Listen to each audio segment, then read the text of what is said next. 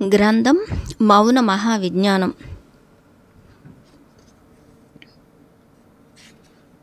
First lesson. మౌనం. ఉపోద్ఘాతం. శబ్దం వినగలిగే తరంగం యొక్క రూపం. మౌనం వినలేని తరంగం యొక్క రూపం. శబ్దం ప్రకృతి నుంచి, జంతువుల నుంచి వస్తుంది. స్వరం మనిషి నుంచి వస్తుంది. శబ్దం నిశ్శబ్దరహిత స్థితి. మౌనం మౌనరహిత స్థితి. శబ్దం మౌనం నుంచి మొదలయ్యి మౌనంలోనే విలీనమవుతుంది. శబ్దం ఉన్న చోట మౌనం ఉండదు. మౌనం ఉన్న చోట శబ్దం ఉండదు. మౌనం మొదలైతే శబ్దం అంతమవుతుంది. శబ్దం మొదలైతే మౌనం అంతమవుతుంది. సంగీతం ఒక క్రమబద్ధమైన శబ్దం. శబ్దం ఒక స్వరం. అన్ని శబ్దాలు స్వరాల కంటే మౌనం ఉత్తమమైనది. మౌనం అన్ని శబ్దాల కంటే అతిపెద్ద శబ్దం. మౌనం అన్ని శబ్దాలకి మూలం. మౌనం స్వరాల కంటే, అన్ని శబ్దాల కంటే అతి బిగ్గరైనది. శబ్దం శరీరంతో అనుభవించి వ్యక్తీకరించబడుతుంది. మౌనం ఆత్మతో అనుభవించి వ్యక్తీకరించబడుతుంది. శబ్దం మరియు మౌనం అనేవి కనిపించే మరియు వివేకవంతమైన ప్రపంచానికి సంబంధించినవి. శూన్యం అనేది కనిపించదు మరియు అత్యంత అంతిమ ఉనికి. శూన్యంలో శబ్దం మరియు మౌనం కలిసి ఉంటాయి. శబ్దం తాత్కాలికమైనది. శూన్యం శాశ్వతమైనది. శబ్దంలో కామా ఉంటుంది. మౌనంలో పులి స్టాప్. శబ్ద చైతన్యము పరిమితమైనది. శూన్య చైతన్యం అపరిమితమైనది. మాట్లాడే మాట అవతలి వారిలో మౌనమును పెంపొందించేందుకు ఉపయోగపడేలాగా ఉండాలి. అహంకారం తగ్గాలి అంటే అనవసర ఆలోచనలు మాని అంతర మౌనమును పెంచుకోవాలి. మనసులోని ఆలోచనలని వ్యక్తం చేయడానికి మనం భావన సముచితమైన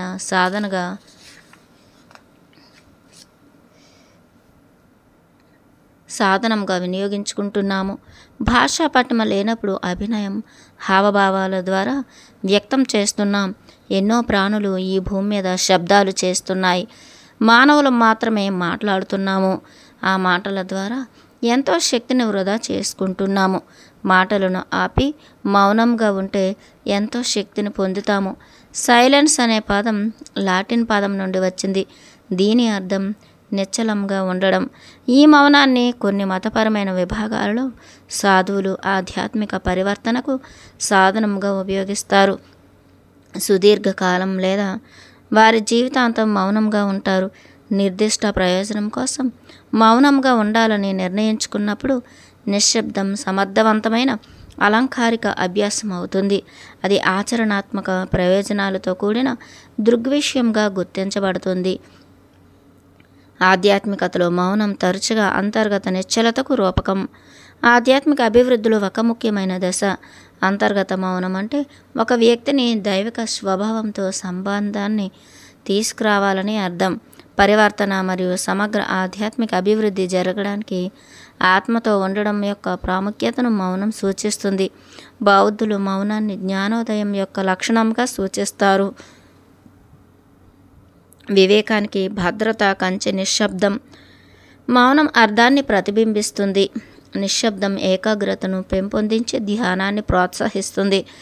మన అంతరంగంలో సన్నిహితంగా ఉండటాన్ని తెలియచేస్తుంది. నిశ్శబ్దంగా ఆలోచించి పనిచేసే శక్తిని కలుగజేస్తుంది. మన జీవనానికి ఉపయోగపడే గొప్ప శక్తులన్నీ మౌనంగా ఉన్నాయనే విషయాన్ని మరచిపోతున్నాము. నిశ్శబ్దం అనేది కేవలం శబ్దం లేకపోవడమే కాదు, అంతకన్నా ఎక్కువ. మౌనం అనేది సహజమైన దృగ్విషయం. ఇది సృజనాత్మక శక్తికి మూలంగా ఉంటుంది. మౌనాన్ని మన అందరం ఉపయోగించుకోవాలి, మరి దాని నుండి ప్రయోజనం పొందాలి. మనం నిశ్శబ్దంలో స్నేహాన్ని ఏర్పరచుకోవడం ప్రారంభించాలి. నశ్వరమైన ఈ శరీరానికి భాష ఉన్నప్పుడు పరమాత్మకు భాష ఉంటుంది. భగవంతుడి భాష మౌనం. మౌనంగానే ప్రకృతి ద్వారా మనకు జ్ఞానం అందించబడుతోంది.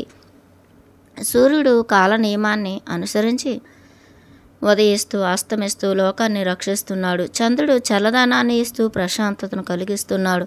ఇలాగే గొప్ప గొప్ప కార్యాలు నిర్వర్తించే వారందరూ మౌనంగా ఉండి లేదా తక్కువగా మాట్లాడి ఆ పనులు చేస్తున్నారు. రమణ మహర్షి మౌని. ఆయన బోధనలు మౌనంగానే భక్తులకు సంప్రాప్తించాయి. దక్షిణామూర్తి మౌన సాధన ద్వారానే జ్ఞానబోధ చేశారు. అలాగే మహానుభావులందరూ మౌనంగా ఉంటూనే తత్వబోధ చేశారు. నదులు, పర్వతాలు, వృక్షాలు, కొమ్మలు, కాయలు, పువ్వులు, పండ్లు, మేఘాలు, గాలి, నేల వీటన్నింటి ద్వారా ప్రకృతి మనకెన్నో అమూల్య సందేశాలను అందజేస్తోంది. జ్ఞాన సంపదను పంచిపెడుతున్నది. ప్రతిఫలాపేక్ష లేకుండా ప్రతి వస్తువు మనకు సౌఖ్యాన్ని, ఆనందాన్ని అందజేస్తోంది. కిలకిలా రావాలతో ప్రకృతిని పులకరింపచేస్తున్నాయి. సూర్యుడు వెలుగునిస్తున్నాడు, చంద్రుడు వెన్నెలనిస్తున్నాడు, పువ్వులు పరిమళిస్తున్నాయి, నదులు నీటినిస్తున్నాయి, పక్షులు పొలాలు సస్యాలనిస్తున్నాయి, గోవులు క్షీరదాలిస్తున్నాయి, గాలి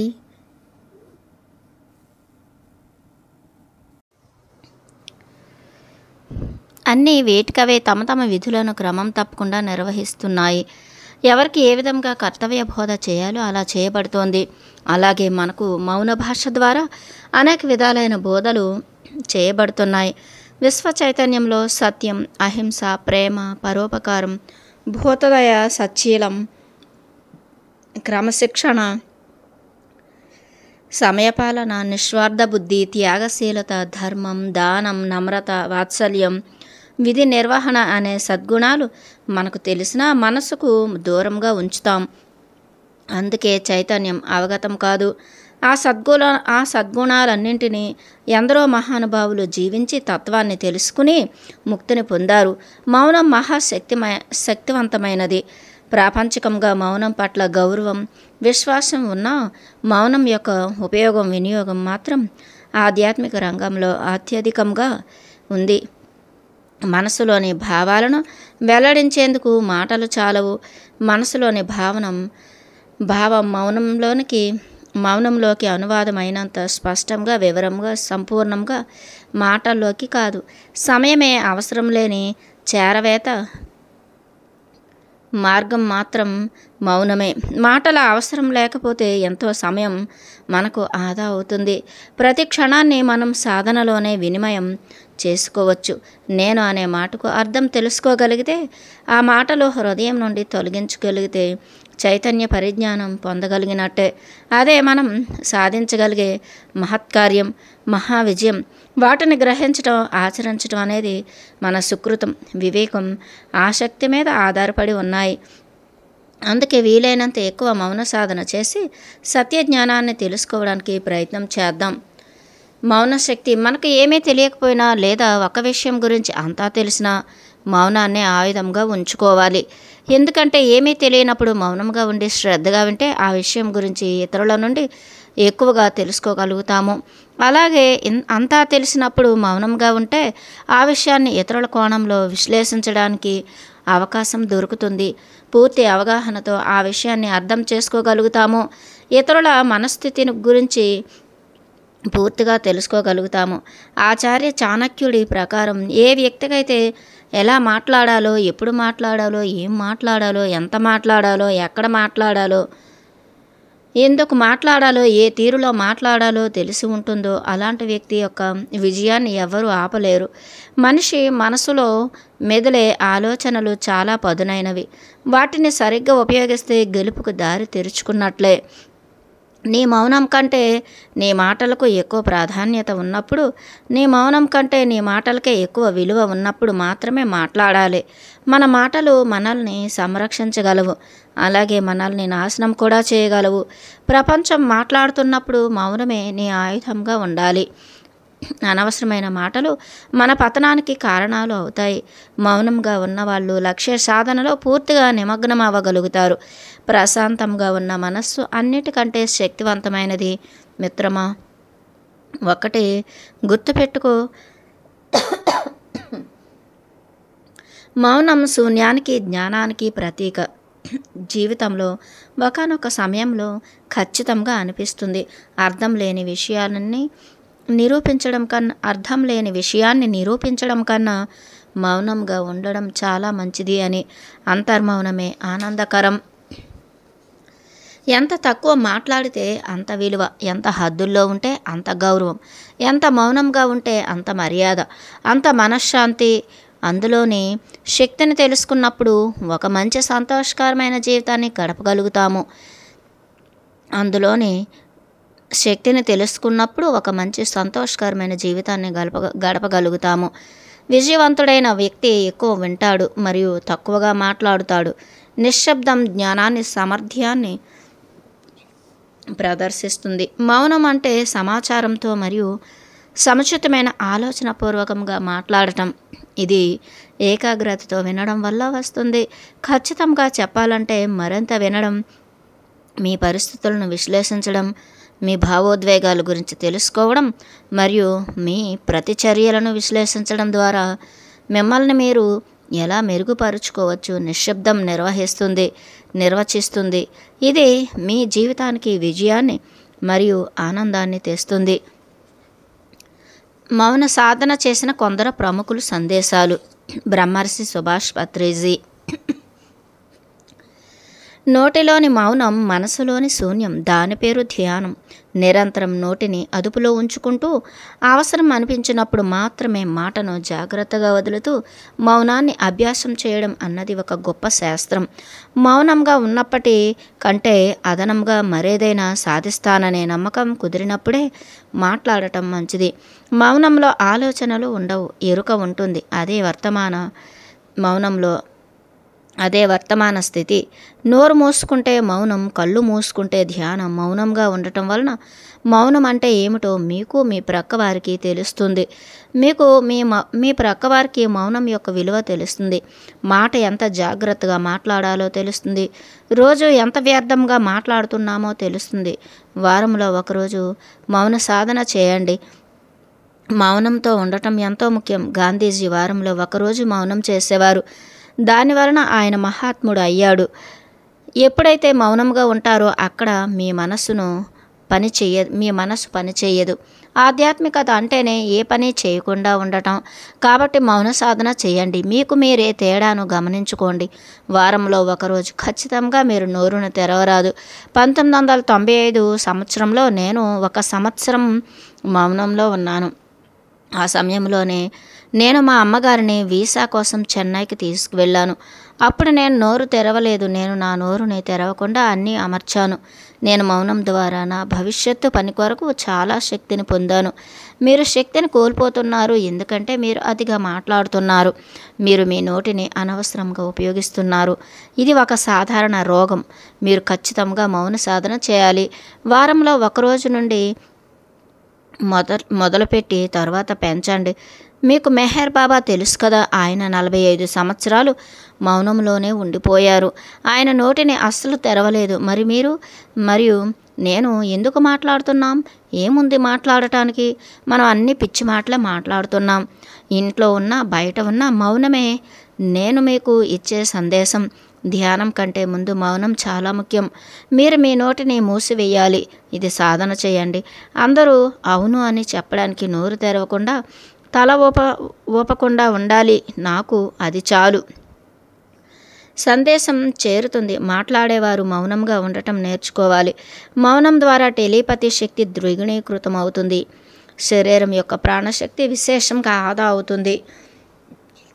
వివేకాన్ని ప్రసాదించే శక్తి మరింత వికసిస్తుంది. ధ్యానం మరింత ప్రబలమవుతుంది. మన మీద మనకి గౌరవం పెరుగుతుంది. ప్రకృతి యొక్క అందాలు మరింతగా చూడగలుగుతాము. ప్రతి ఒక్కరూ రోజులో కొంత సమయమైనా మౌనంగా ఉండటం అలవాటు చేసుకోవాలి. అంతరంగపు లోతుల్లో ఉన్నదంతా నిశ్శబ్దమే. నిశ్శబ్దంలోనే పుడతాము, నిశ్శబ్దంతో నిష్క్రమిస్తాము.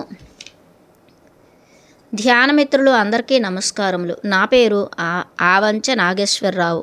నేను హైదరాబాదులో ఉంటాను. నేను 23 సంవత్సరాల నుండి ధ్యాన సాధన చేస్తున్నాను. నేను రీసెర్చ్ అసోసియేట్ సైంటిస్ట్గా పనిచేశాను. నాకు మొదటి నుంచి స్పిరిచువల్ సైంటిఫిక్ టెంపో ఉండేది.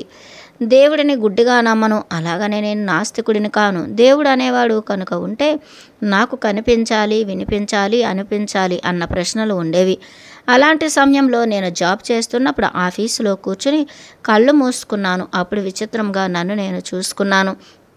అప్పుడు నేను నా ముందు అద్దం ఉందా ఏమిటి అనిపించింది. నన్ను నేను ఎలా చూసుకున్నాను అని అనుమానం వచ్చింది. ఆ తర్వాత ఒక మాస్టర్ చెప్పారు ఆస్ట్రల్ బాడీ అని.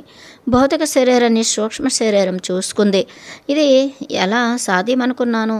అప్పుడు ఆ మాస్టర్ చెప్పారు ఇది గత జన్మల సంస్కారం అని. అప్పుడు నా మొదటి ప్రశ్నకు సమాధానం దొరికింది. ఇది బియాండ్ సైన్స్. నా జాబ్ పరంగా నేను గొప్ప రీసెర్చ్ చేస్తున్నాను. పేరు ప్రఖ్యాతులు డబ్బు హోదా అన్నీ ఉన్నా ఏదో తెలియని వెలితి. ఆ సమయంలో వాలంటీర్ రిటైర్మెంట్ అనే ఒక అవకాశం వచ్చింది. ఒకరోజు నేను ఆఫీస్లో కూర్చుని ఉండగా ఏదో వాయిస్ లీవ్ దిస్ జాబ్ అని వినిపించింది. ఏమిటబ్బా అని ఎవరు అని పక్కకి వెనక్కి తిరిగి చూస్తే ఎవరూ లేరు. ఏమిటి నా భ్రమ అని అనుకున్నాను. ఇంటికి వెళ్ళిన తర్వాత కూడా అలాగే వినిపించింది. ఇది ఏమిటి ఒక మాస్టర్ని అడిగాను.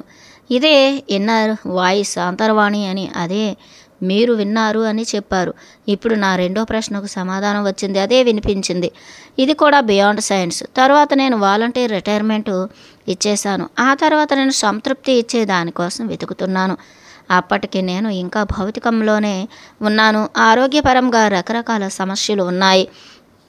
అలాంటి సమయంలో నేను చాలా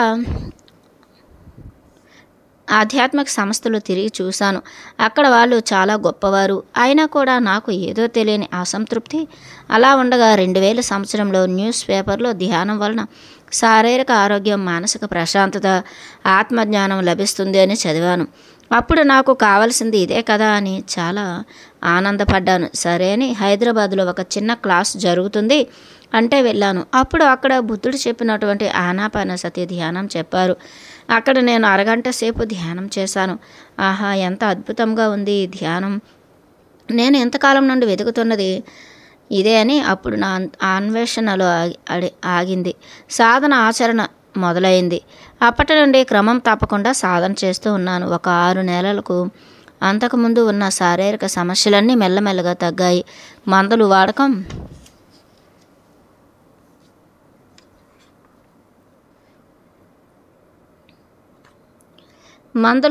వాడటం కూడా తగ్గించాను. ఆ విధంగా కొంతకాలానికి అన్నీ మానేశాను.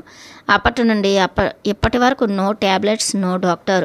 ఇప్పుడు సంతోషంగా ఆనందంగా ఉన్నాను. ఆ తర్వాత మానసిక ప్రశాంతతను పొందాను. ఎలాగా అంటే మెంటల్ బ్యాలెన్స్ వచ్చింది. దుఃఖం వస్తే కుంగిపోకుండా, సంతోషం వస్తే పొంగిపోకుండా ఉండగలిగాను. ఇలా ఉండగా నేను వర్తమానీ భవ పవర్ ఆఫ్ నౌ అనే పుస్తకాన్ని చదివాను. ఆ పుస్తకంలో చదివి తెలుసుకున్నవన్నీ ఆచరణలో పెట్టాను.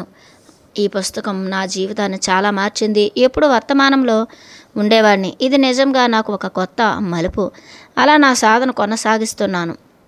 అలాంటి సమయంలో నాకు ఎన్నో ఆధ్యాత్మిక అనుభవాలు కలిగాయి. కుండలని జాగృతం అవ్వడం, మూడో నేత్రం తెరుచుకోవడం, ఆస్ట్రల్ ట్రావెలింగ్, సహస్రారం విచ్చుకోవడం జరిగింది. నేను ఇంతటితో ఆగిపోకుండా అందరికీ ధ్యానం చెప్పడం మొదలుపెట్టాను.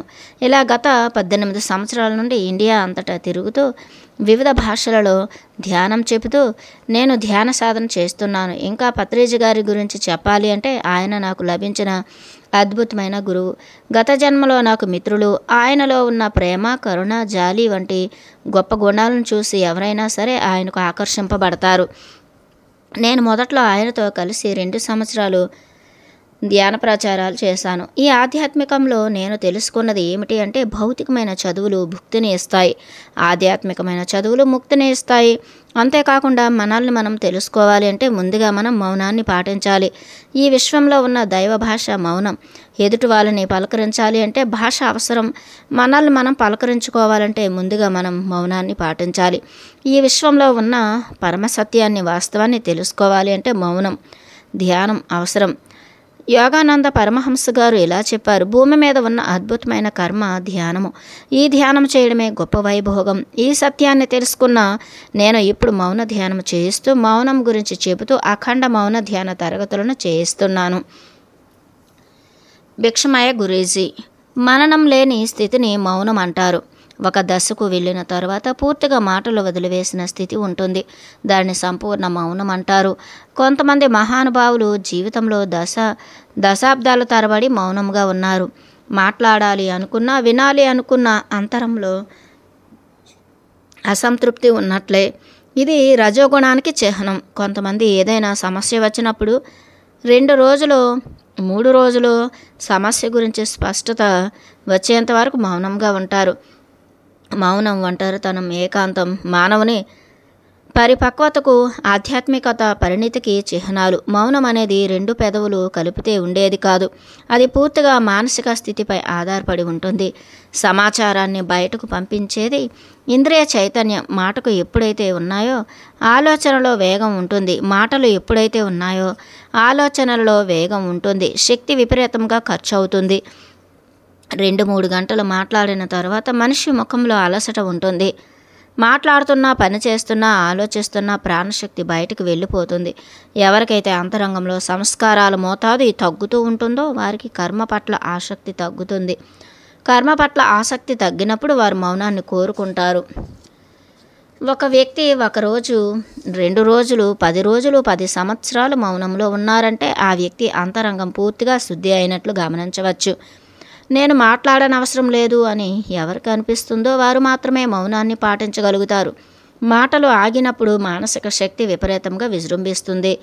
అది ఆత్మ ద్వారా బహిర్గతమవుతుంది. ఏ వ్యక్తిలోనూ మాటల చేత, చేతల చేత మార్పు రాదు. మౌనం ద్వారా మాత్రమే మార్పు వస్తుంది. మౌనంగా ఉన్న వ్యక్తి యొక్క సహచర్యమే సమస్యలకి పరిష్కారం. అదే మౌనం యొక్క గొప్పతనం. మౌనంగా ఉన్నవారి సమీపంలో ఉన్నట్లయితే మనసులో ఉన్నటువంటి సంకోచాలకి, సందేహాలకి స్పష్టమైన సమాధానాలు వస్తాయి. దీనినే సంపూర్ణ మౌనం అంటారు. మౌనాన్ని ఆచరించిన మహానుభావుల జన్మ పరిపూర్ణమవుతుంది. మౌనంలో యోగులు హృదయ భాషలో మాట్లాడుతారు. అటువంటి వ్యక్తులు ఎదుటి వ్యక్తి యొక్క హృదయ అంతరంగాన్ని స్పృశిస్తారు. అది హృదయాల కలయిక అవుతుంది. చేతలకు, మాటలకు పరిమితి ఉంటుంది. మౌనానికి పరిమితి ఉండదు. మౌనంగా ఉన్న వ్యక్తులు ఒక ఆలోచనను విడుదల చేస్తుంది, లక్షల మైళ్ళు ప్రయాణం చేస్తుంది. అంతరంగం నుండి వెలువడే ఆలోచనలకు పరిమితి ఉండదు. అవతల వ్యక్తిని కూడా మార్చగలుగుతారు. యోగులు ప్రజ్ఞను భూమండలం అంతటా వ్యాపింపచేసి ఎక్కడెక్కడ ప్రమాదకర పరిస్థితులు ఉన్నాయో గమనించి వాటిని కరిగించగలుగుతారు. ఇదంతా మౌనం ద్వారానే సాధ్యం. మాటల ద్వారా వ్యక్తులు ప్రభావితం కావచ్చు, కానీ మౌనం ద్వారా వ్యక్తులు మార్పు చెందుతారు. ప్రభావితం అవ్వడం కేవలం తాత్కాలికం. మౌనం అనేది మూలాన్ని మార్చడం శాశ్వతమైనది. మౌనాన్ని పాటించిన వారే ప్రపంచాన్ని మార్చగలుగుతారు. బయట నుండి ఎటువంటి సమాచారాన్ని పొందవలసిన అవసరం లేదు. అంతా లోపలే ఉంది. ప్రతి మాటకు, ప్రతి పనికి, ప్రతి ఆలోచనకు తప్పు, ఉప్పు ఉంది. మాటను, ఆలోచనను తీసివేస్తే అక్కడ శూన్యం ఉంటుంది. అది మౌనం ద్వారా మాత్రమే సాధ్యం. మౌనమే సత్యం. సత్యమే భగవంతుడు. సంపూర్ణ మౌనం ద్వారానే సత్యం. సత్యం అంటే ఆది అంతము లేని, పరిధి పరిమితులు లేనటువంటిది. సత్యాన్ని బహిర్గతం చేయలేము, నిరూపించలేము. ఎవరైతే సంపూర్ణ మౌనంలో ఉండి సత్యదర్శనం గావించుకుంటారో వారికి అంతర్వాణి మేల్కొంటుంది. భారతదేశంలో క్రీస్తుపూర్వం 8000 సంవత్సరాల క్రితం ఆధ్యాత్మిక సంపద వెలుగులోకి రావడానికి మూల కారణం మౌనమే. ఈనాడు తెలుసుకుంటున్న ఆధ్యాత్మిక సంపద అంతా మాటల ద్వారా బహిర్గతమైనది కాదు. అది సంపూర్ణ మౌనం ద్వారానే వెలుగులోకి వచ్చింది. మౌనం ఆధ్యాత్మిక పురోభివృద్ధికి సహాయపడుతుంది. మౌనంలోకి వెళ్ళగా మాటలే అవసరం లేని స్థితి వస్తుంది. తద్వారా శూన్యస్థితి ఏర్పడుతుంది. శూన్యస్థితి నుండి మాట్లాడే ప్రతి మాట వేదం అవుతుంది. ఆధ్యాత్మిక సేవకు చక్కని మార్గం మౌనం. శరీరంలో శక్తి లేక బలహీనంగా ఉండి మాట్లాడకుండా ఉండటం మౌనం కాదు. శరీరంలో ప్రాణశక్తి ఎక్కువగా ఉండి మాట్లాడేటటువంటి అవసరం లేదు అనే స్థితికి చేరడమే మౌనం. మౌనం అంటే ప్రశ్న కాదు, ఎన్నో సమాధానాలు సమూహం. మౌనం అంటే అర్థం లేనిది కాదు, ఎన్నో జవాబులు దాగి ఉంటాయి. మౌనం అంటే అహం వృత్తి ఏమాత్రము ఉదయించినట్టే స్థితి. మౌనం అంటే ఆత్మయందు పూర్ణమైన ఏకాగ్రత కలిగి ఉండటం. మౌనం అంటే చింతన లేని తపస్సు. మౌనం అంటే అంతరేంద్రియముల విజృంభణను ఆపడం. మౌనం అంటే పదాల ప్రతిబంధకాలు లేని నిశ్శబ్ద సంభాషణ. మౌనం అంటే ధార్మిక దివ్యత్వానికి ద్వారం. మౌనం అంటే సనాతన భాషా స్రవంతి. మౌనం అంటే ఓ తపస్సు. మౌనం అంటే దైవ భాష సనాతనం. మౌనం అంటే విషయ శూన్యావస్థ. మౌనం అంటే నిశ్శబ్ద మంత్రఘోష. మౌనం అంటే పదునైన ఆయుధం. మౌనం అంటే ఒక యాగం. మౌనం అంటే ఒక యోగం. మౌనం అంటే లిపి లేని విశ్వ భాష. మౌనం అంటే ఆత్మభాష. మౌనం అంటే అన్ని భాషలు మిళితమై ఉన్న అంతర్విశ్వ భాష. మౌనం అంటే ఆలోచనలు, కలలు, కోరికలు, భ్రమలు, ముసుగులోనున్న పాత సామానంతా పక్కన పెట్టి నిన్ను నువ్వు స్పష్టంగా చూసుకోవడం. మౌనం అంటే తనలో తాను నిరంతరం ఎరుకుతూ ఉండడం. మౌనం అంటే ఆక్రోశం, ఆవేదనలు, వాంఛలు, వాక్కులు లేకుండా మనల్ని మనము స్పష్టంగా చూసుకోవడం. మౌనం అంటే పాపాల పరిహారార్థం నిర్దేశింపబడిన 5 శాంతులలో ఉపవాసం, జపం, మౌనం, పశ్చాత్తాపం, శాంతి ఒకటి. మౌనం అంటే మితము కాదు, అమితము కాదు, అనంతము. మౌనం అంటే అఖండ ఆనందపు ఆత్మస్థితి. మౌనం అంటే ఏకాంతంలో ఉండడం. మౌనం అంటే తనతో తాను ఉండడం. మౌనం యొక్క విశిష్టత. భావనా క్షేత్రంలో మౌనం ఉంటే వాక్ క్షేత్రంలో హింస ఉండదు. వాక్ క్షేత్రంలో మౌనం ఉంటే చేష్టా క్షేత్రంలో హింస ఉండదు. ఆలోచనలు పరిశుద్ధంగా ఉంటే వాక్కులు పరిశుద్ధంగా ఉంటాయి. వాక్కులు పరిశుద్ధంగా ఉంటే చేసే కార్యాలు పరిశుద్ధంగా ఉంటాయి. మనస, వాచ, కర్మణ త్రికరణ శుద్ధి మౌనం వల్లనే సాధ్యం. మనస, వాచ, కర్మణ చేసే పనులు మంచి ఫలితాన్నిస్తాయి. ఎక్కడ అంతర్ముఖ మౌనం ఉంటుందో అక్కడ హింస అన్నది ఉండదు. వృధా మాటలు, ఆలోచనలు ఉండవు. ప్రతి మాట అర్థవంతమే. మౌనం మహాశక్తివంతమైనది. మాట తోలడం వలన పుట్టుకొచ్చే విపరీత పరిణామాలు ఉండవు. మౌనం నిర్మలంగా నిలకడగా ప్రవహించే జ్ఞాన స్రవంతి. మౌనం మాత్రమే శబ్ద ప్రపంచం కంటే అందమైనది, అర్థవంతమైనది, అత్యుత్తమమైనది, అద్భుతమైనది. అవగాహన ఏర్పడిన తర్వాత మౌనం ఆమోదయోగ్యమవుతుంది. మౌనమే సత్యం, శివం, సుందరం. అదే అఖండానందం, అదే బ్రహ్మానందం, ఇదే ఆత్మ సాక్షాత్కారం, ఇదే మోక్షం. మౌనం పాటించవలసిన సందర్భాలు.